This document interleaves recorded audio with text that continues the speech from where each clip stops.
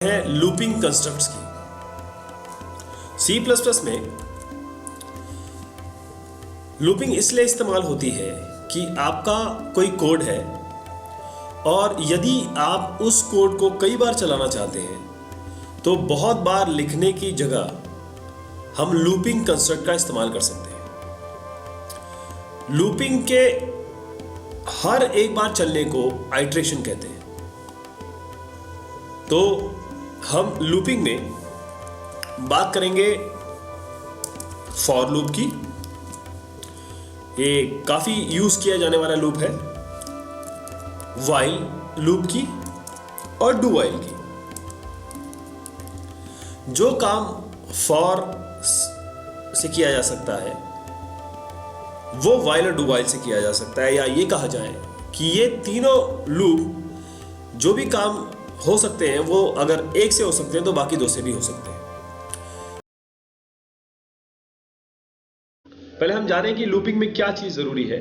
पहले इसको जरूर हम डिस्कस कर लें। कोई भी लूप में तीन चीजें बहुत आवश्यक है। सबसे पहली है इनिशियलाइजेशन कंडीशन।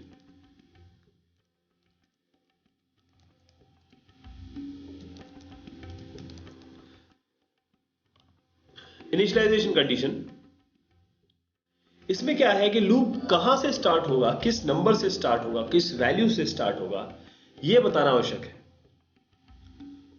अब मैं फॉर को लेकर चलता हूं और इसी तरीके से हम व्हाइल और डू व्हाइल पे आएंगे।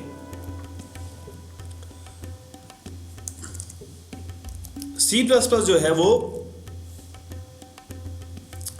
उसका सिंटैक्स केस सेंसिटिव है, इसीलिए आप ध्यान रखें कि जो भी आप कीवर्ड दें वो केस के हिसाब से दें। तो फॉर स्मॉल लगता है, उसके बाद ये राउंड ब्रैकेट्स लगेंगे।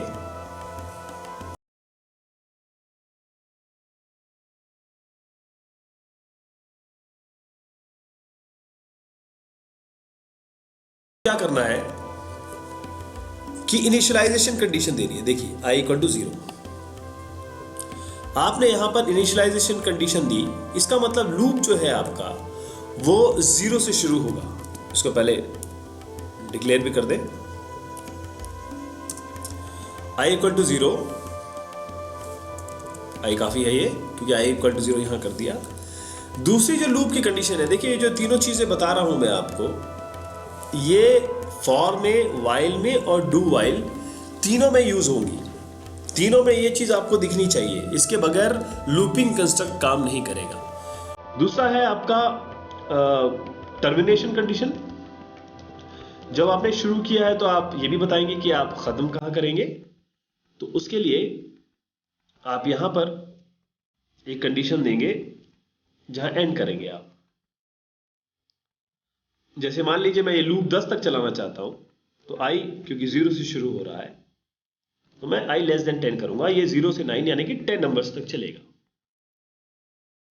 थर्ड कंडीशन ये है आपकी इंक्रीमेंट या डिक्रीमेंट।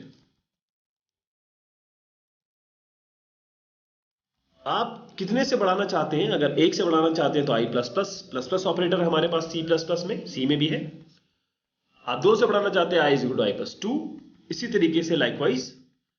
तो मान लीजिए मैं 1 से बढ़ाना चाहता हूं तो देखिए i प्लस प्लस। ये फॉर का लूप है। अगर मैं इस वैल्यू को प्रिंट कराना चाहता हूं, i को प्रिंट कराना चाहता हूं, तो देखिए 10 बार प्रिंट कराने के लिए मुझे बार बार सी आउट नहीं लिखना पड़ेगा। देखिए अगर मैं किसी 10 वैल्यू को प्रिंट कराता हूं तो मैं क्या करता, क्राउड सी आउट, और यहां पर लिखता मैं i। अगर मैं 10 बार प्रिंट कराता तो 0 सी आउट 0 सी आउट 1 सी आउट 10, ऐसे में 10 बार मुझे लिखना पड़ता। लेकिन यहां पर देखिए मैं केवल एक बार लिख रहा हूं इसे, only once I am writing. और ये लूप जो है ये एक ही लाइन को 10 बार चला देगा। अब देखिए इसकी पावर देखिए कि ये तो 10 है। मान लीजिए 1 लाख बार चलाना होता, 100 लाख बार चलाना होता, तो भी ये वैसे ही काम करता। इसीलिए लूपिंग कंस्ट्रक्ट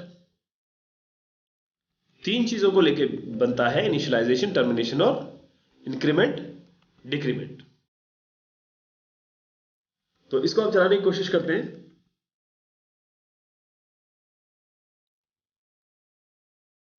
आप देखिए 0 1 2 3 4 5 6 7 8 9 ये वैल्यूज प्रिंट हो गई। और इससे अगर अच्छा बनाना चाहते हैं आप तो एक ENDL डाल दीजिए, आपको 1 2 3 1 बाय 1 लाइन में आ जाएगा। ये F9 दबाइए, ये प्रोग्राम रन करेगा। देखिए अब ये प्रिंट हो गया।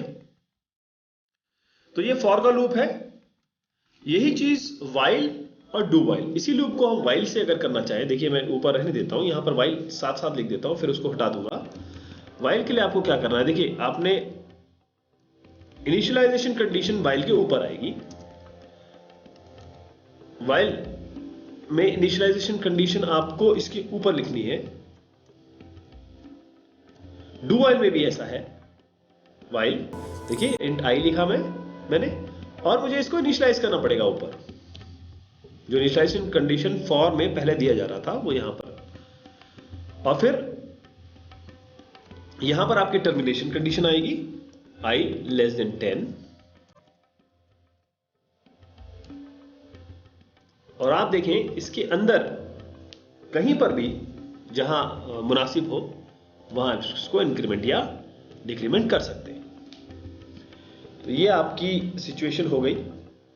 आपका लूप बिल्कुल फॉर की तरह वाइल चलता है, वाइल की तरह फॉर चलता है। तो इसको अब वाइल से प्रिंट कराते हैं जो हमने पहले बार कराया था। C out I ENDL same loop. आपको यहां इनिशियलाइजेशन कंडीशन है, यहां टर्मिनेशन कंडीशन और यहां इंक्रीमेंट डिक्रीमेंट है। F9 दबाएं और देखें सेम रिजल्ट आपका आएगा। अब फॉर और वाइल के बारे में मैं आपको ये बताना चाहूंगा कि ये जो लूप है इन्हें हम एंट्री कंट्रोल लूप कहते हैं। ये एंट्री कंट्रोल इसलिए है कि देखिए जहां कंडीशन यहां पर चेक हो रही है, ये जो मैंने हाईलाइट किया है यहां पर कंडीशन चेक हो रही है। इसी तरीके से फॉर में भी आपकी इनिशियली कंडीशन चेक हो जाती है।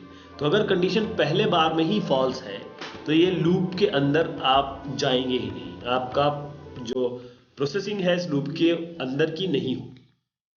इसीलिए इनको हम एंट्री कंट्रोल लूप कहते हैं। जबकि डू वाइल जो लूप है वो एग्जिट कंट्रोल्ड है। तो वाइल और डू वाइल में अंतर यह हुआ कि क्योंकि डू वाइल में एंटर करते ही आपकी कंडीशन चेक नहीं होती है, इसीलिए डू वाइल कम से कम एक बार चलेगा। इसीलिए do while exit control loop है। अब देखें इस प्रोग्राम को मैं डू वाइल से कैसे लिखूंगा। डू, उसके बाद आपको कोई कंडीशन चेक कुछ नहीं करना है। यहां पर जब आपका ब्रेस लग जाए, मतलब ब्लॉक खत्म हो जाए, तो यहां पर आप वाइल करेंगे, यहां पर कंडीशन देंगे i लेस देन 10 और ध्यान रहे यहां पर आप सेमीकोलन से बंद करेंगे। वाइल में आपने वाइल के बाद नहीं सेमीकोलन लगाया था, फॉर के आगे भी आपने सेमीकोलन नहीं लगाया था। तो फिर वही हमारा सी आउट I ENDL, इस बार क्या करते हैं i+1 कर देते हैं यहां पे ताकि 1 से शुरू हो और यहां पर ENDL आ जाएगा आपका। और यहां पर आपका इंक्रीमेंट या डिक्रीमेंट। देखिए साहब, इनिशियल कंडीशन ये हो गई, टर्मिनेशन कंडीशन ये हो गई और ये आपकी इंक्रीमेंट और डिक्रीमेंट कंडीशन। अब इसको देखिए 1 से शुरू हुआ है, 10 तक चला। तो ये है वाइल, डू वाइल और फॉर लूप। अगर आप देखें तो इन तीन लूपों में जो डू वाइल है वो इसलिए यूज होता है कई बार कि आप यूजर से एंटर कराना चाहते हैं और बार बार पूछना चाहते हैं कि भाई क्या आपको और चलाना है, do you wish to continue और नॉट। उसके लिए कम से कम एक बार तो एंटर करना पड़ेगा, इसीलिए डू वाइल चलाते हैं। तो ये लूपिंग कंस्ट्रक्ट हो गई।